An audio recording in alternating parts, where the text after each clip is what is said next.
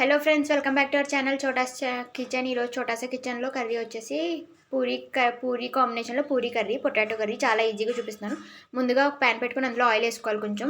ముందుగా ఆయిల్ వేసుకున్నాక ఆవాలు వేసుకుందాం. నెక్స్ట్ కొంచెం జీలకర్ర, కొంచెం చిట్పట్ట అనాలి. ఇందులోనే పచ్చిమిరపప్పు, మినపప్పు కూడా వేసేద్దాం. ఇందులోనే కరివేపాకు, ఎండుమిర్చి కూడా వేసేద్దాం. ఇందులోనే ఉల్లిపాయ, పచ్చిమిర్చి కూడా వేసేద్దాం. ఉల్లిపాయల్ని మగ్గనిద్దాం. 1 స్పూన్ కారం, పసుపు, ఉప్పు. ఉల్లిపాయలు అయితే మగ్గిపోయినాయి. ఇప్పుడు ఏం చేయాలంటే బంగాళదుంప ముక్కలు కొంచెం ఉడకపెట్టుకున్నాను, అవి కూడా వేసి కలిపేద్దాం.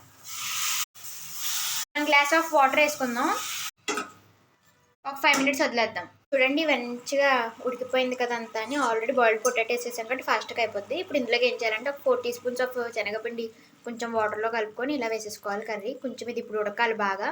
కొంచెం కన్సిస్టెన్సీ వచ్చే వరకు ఇలా ఉడకపెట్టిద్దాం. కర్రీ చూడండి కొంచెం దగ్గరికి వచ్చేసింది, కొంచెం బాగా ఉడికినట్టు కూడా తెలుస్తుంది కదా. ఇప్పుడు ఇందులో ఏం చేయాలంటే లాస్ట్లో ఇలా కొంచెం కొత్తిమీర, చిన్నగా తరిగి పెట్టుకున్న కొత్తిమీరని ఇలా పైన గార్నిష్ చేసుకొని స్టవ్ ఆఫ్ చేసేయడమే. అంతే అండి, ఎంతో టేస్టీ అయినా పూరీ కూడా రెడీ అయిపోతుంది పక్కనే.